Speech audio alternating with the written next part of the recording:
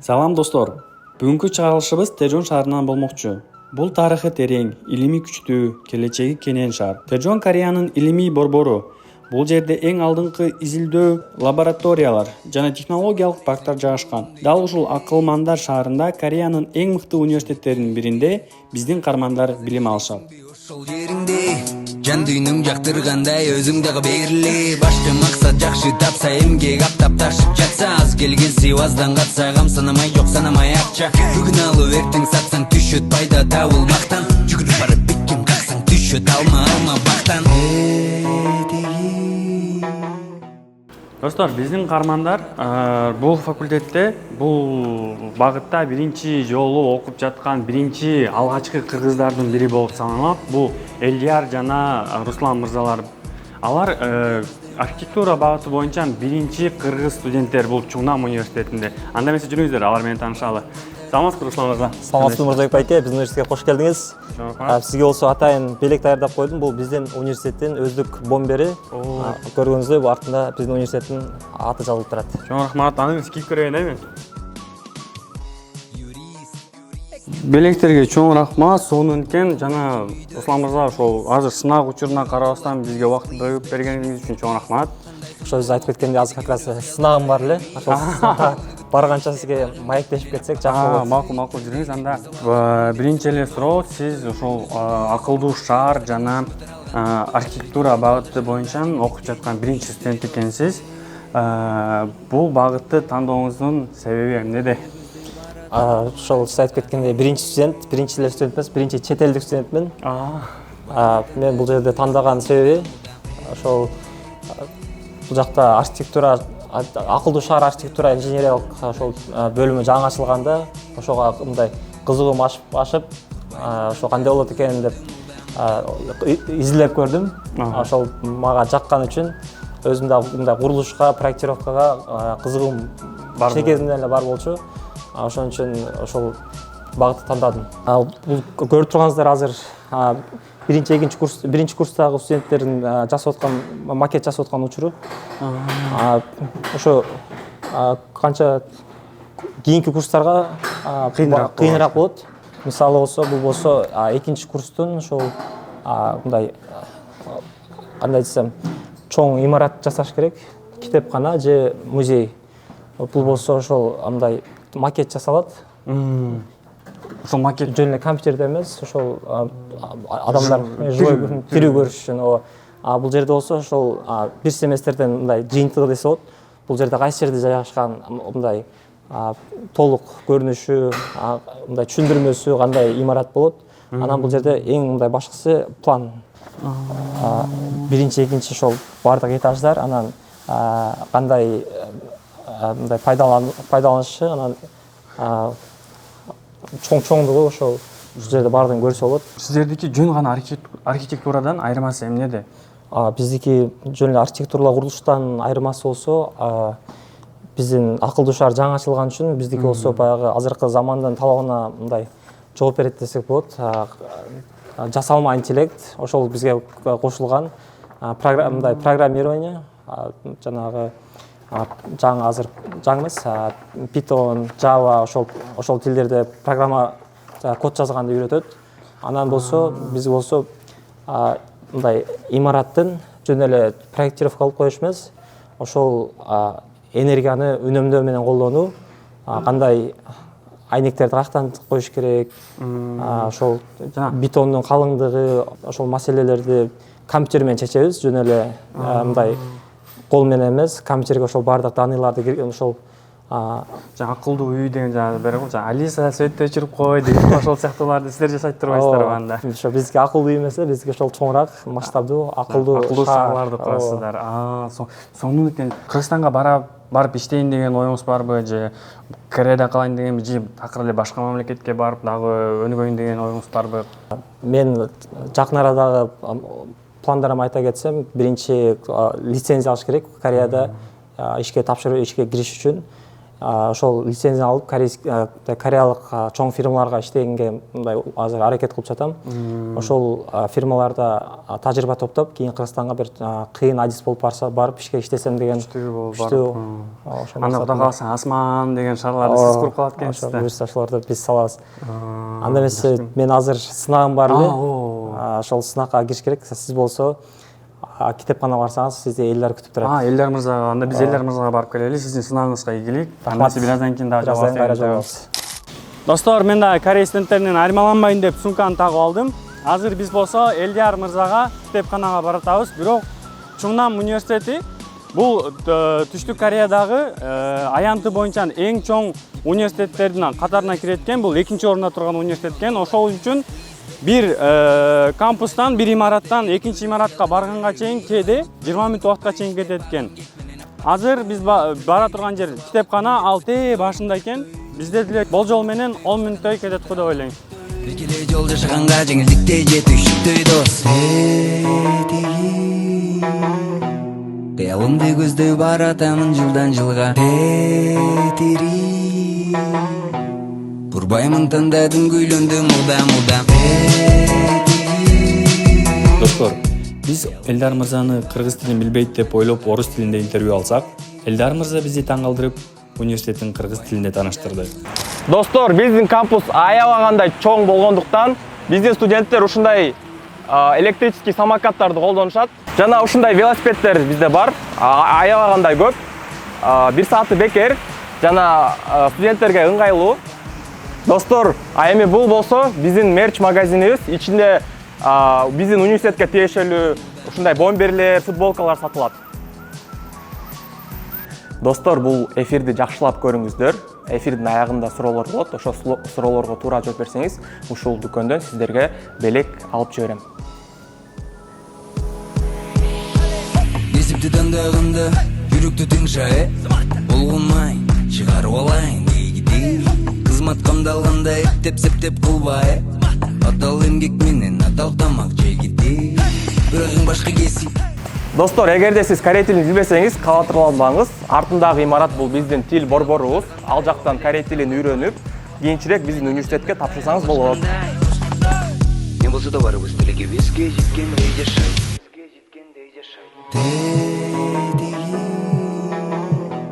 Кыялымды көздөй баратамын жылдан жылга. Бул жакта дүйнө жүзүнөн келген студенттер корей тилин нолдон баштап окуп үйрөнүшөт. Достор, бул Мүрөк Кыргызстандан келген студент. Азыркы учурда Чунгнам улуттук университетинин тил борборунда корей тилин окуп жаткан кези. Салам. Салам. Саламатсыздарбы? Элдар айтып кеткендей эле Чунгнам ТККдо корей тилин окуп жатам. Эгерде корей тилин билбесеңиздер, корпой эле келериңиздер. Корейчени абдан жакшы үйрөтүшөт. Мурда жакшы деле билчү эмесмин, бирок азыр болсо мындай жакшы билип калдым деп айтсам болот. Бул жакта мугалимдер абдан сонун мугалимдер, мага абдан жакты. Ошондуктан корпой эле келериңиздер. Башында айткандай эле биздин студенттерге өтө жакшы шарттар түзүлгөн. Буну көрсөңүз, биздин сыйынуучу бөлмө. Кореяда негизинен 300дөн ашык университет бар. Анын ичинен 10 гана улуттук болуп эсептелинет. Жана биздин Чунгнам улуттук университети ошол 10дун ичине кирет. Улуттук университеттердин айырмачылыгы билим берүү деңгээли жогору жана мамлекеттен көптөгөн жеңилдиктер каралган. Биринчи бөлүмдө Руслан айтып кеткендей, кофе Кореяда аябай популярдуу жана менин да күнүм кофесиз өтпөйт. Саламатым, Руслан байке, каяктасыз? Мен азыр факультеттин киребешинде турам. Алейкум ассалам, мына мен да келип калдым. Көрдүм сизди. Кандайсыз? Жакшы, өзүң кандайсың? Жакшы. Эртеден бери стафтарга байланыштуу бошой албай калдым. Эми болсо Элдар экөөбүз факультетте тааныштырабыз. Кет. Достор, азыр болсо биздин факультеттин өздүк лабораториясын көрсөтөйүн. Бул жерде биз болсо бетондун сапатын текшеребиз. Келе кирип көрүңүздөр.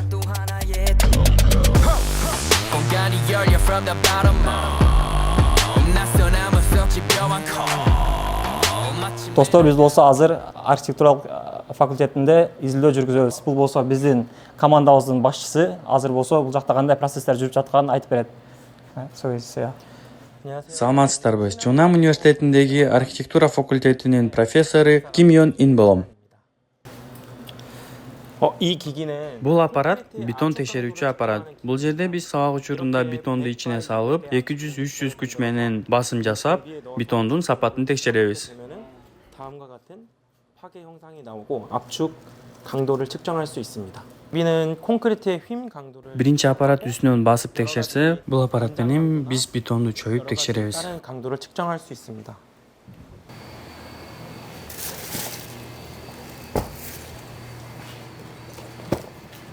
이 장비는 Ал эми бул жерде биз бетонду аралаштырып жасайбыз. Бул аппарат бетон чыгаруучу аппарат. 를 배합할 때 사용하는 장비입니다.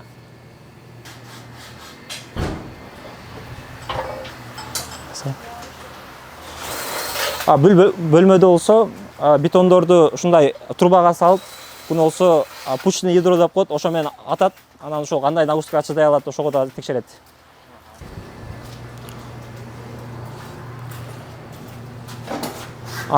Бул бөлмөдө болсо бетонду сууга салып, ошол сууда кандай өзүнүн свойстволорун көрсөтөт, ошо текшерет. Биздин лабораториябыз болсо ушундай. Агайга чоң рахмат. Камсамында.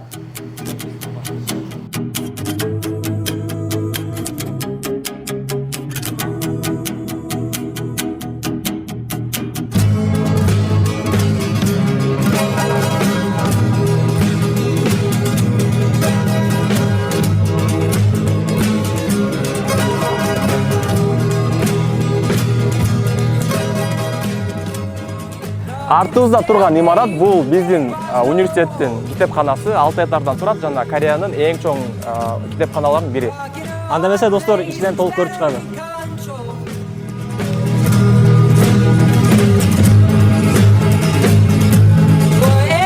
Достор, азыр болсо биздин университеттин китепканасынын өзгөчөлүктөрү жөнүндө айтып берелик. Достор, бул жер спорт зал эмес, бул китепкананын ичи. Биякта сиз билгендей китеп окуп атканда, отуруп окуп атканда биздин белибиз талып, каныбыз жүгөрбөйт го. Ошондуктан студенттерге ушундай шарттар түзүлгөн. Ушинтип базып окусаңыз болот. Биздин университетте абанын тазалыгы үчүн ушундай жашыл зоналар түзүлгөн. Достор, биздин китепканада интроверттер үчүн ушундай ыңгайлуу кичинекей бөлмөлөр бар.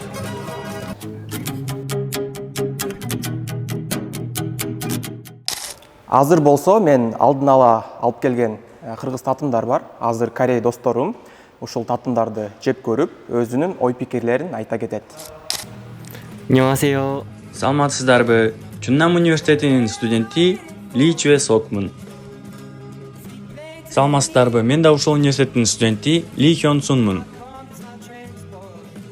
саламатсызбы? Мен да Чуннам университетинин студенти Кон Чун Линмин. 입니다. 잘 먹겠습니다. 손으로 먹는 거죠? 손으로. 찍어서. 저는 요거트를 되게 좋아해가지고 너무 맛있어요. 너무 맛있고 엘다르가 만들었다는데 이게 진짜 그게 키르랑 똑같은지는 잘 모르겠지만 저는 맛있는 것 같습니다.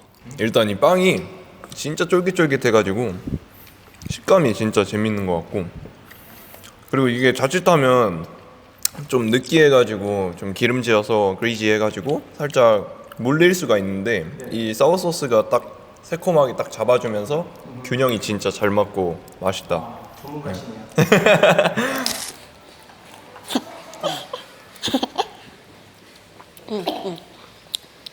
저는 이게 생긴 것만 보고 약간 곡식 맛 나는 것처럼 이제 고소할 줄 알았는데 생각보다 새콤해가지고 사워크림을 그냥 음료수로 마시는 느낌이에요. 한국 사람들한테는 좀 많이 신 것 같은데 오히려 이거랑 먹었을 때는 좀 균형이 잘 맞을 수 있겠다. 예. 이게 신 정도가 진짜 김치 국물이랑 거의 좀 비슷한 정도? 신김치랑 그런 것 같아요.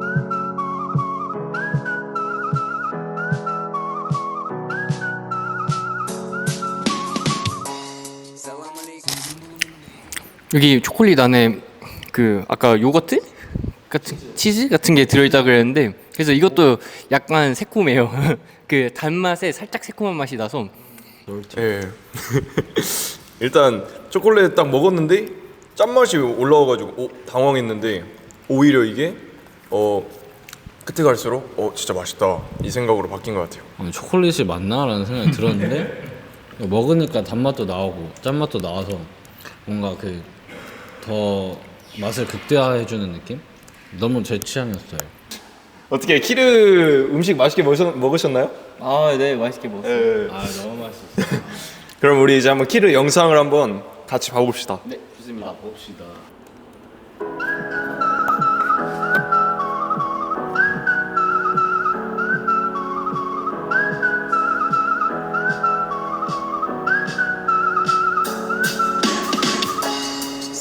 생긴 부분은 내 등갈래 İçine keyinde Kanadaga beri Hazır işteysin bir hoş ol yerinde Can düğünüm jaktırgандай özümde 일단 약간 장르가 살짝 힙합의 느낌이.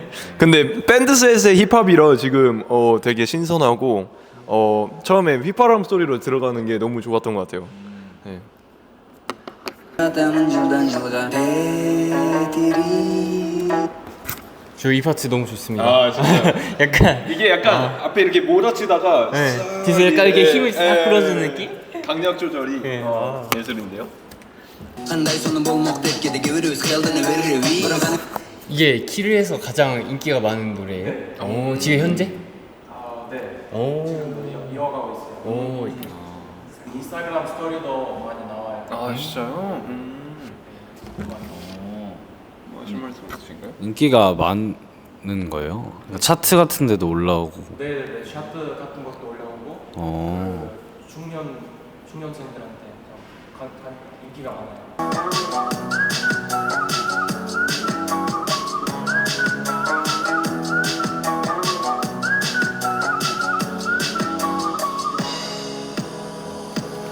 근데 저는 여기서 좋았던 게 뭐냐면 그 중간에 살짝 그 한국으로 치면 약간 가야금 같은 그 소리 뭔지 알아요? 예, 뚱뚱뚱뚱뚱뚱뚱뚱 약간 그 소리가 이게 상당히 매력적이네요. 예, 뭔가 그 일렉 기타로 냈는지 지금 뭐로 냈는지 잘 모르겠긴 한데 그 뭔가 그 트렌드한 사운드에 그 약간 좀 전통적인 그런 느낌의 사운드가 좀 입혀지면서 그게 균형이 맞는 게 이게 좀 참신하고 좀 좋았다. 예. Bayımın tındadın gülündüm muda Yalımda gözde var adamın yıldan yılga 아니 근데 여기 훅에서 자꾸 뭐라고 얘기하는 거예요? 의미가 뭐예요? 네. 훅의 그 의미가 뭔지. 그 꿈을 향하여 네. 제가 성실하고 좀 노력하고 좋은 일 하면 앞으로는 결국에는 좋은 일이 될 거다. 어떻게 발음이요? 어떻게 발음해요? 어떤 거? 이 하이라이트 부분. 네, 딜이 말은.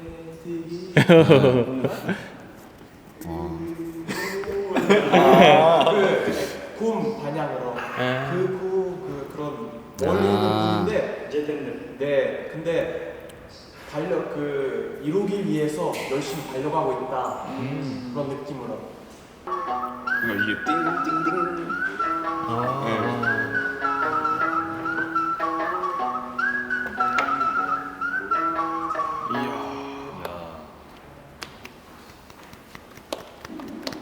근데 진짜 너무 좋은데요? 네, 오늘 저희가 한번 키르 음식도 같이 먹어보고 키르 전통 그 영상과 전통 음악 그리고 또 전통 복장도 보고 트렌드한 영상도 봤는데 정말 진짜 하나같이 다 뭔가 저희가 예상했던 것보다 더 좋은 게 오고 더 새로운 게 와서 정말 좋았던 시간이었던 것 같고 이것으로 우리는 키르를 가진 못했지만 한국에서 잠깐이나마 키르를 즐겼다는 게 사실이 너무 행복한 것 같습니다. 나중에 여행으로 가면 되죠. 아 정말 꼭 가고 싶습니다 진짜로. 네. 저도 한마디만. 네. 네. 저도 한마디만 하자면은 솔직히 키르라는 나라가 어떤 나라인지 아예 모르고 있었는데도 불구하고 되게 이렇게 다양한 음식과 문화들이 많이 있는 걸 보고 저도 이 나라에 대해서 조금 관심이 가게 된 것 같습니다. 네, 감사합니다. 안녕히 가십시오. Yalımda gözde баратамын жылдан жылга тетирип урбаймын таңда түн күйлүндө мылдам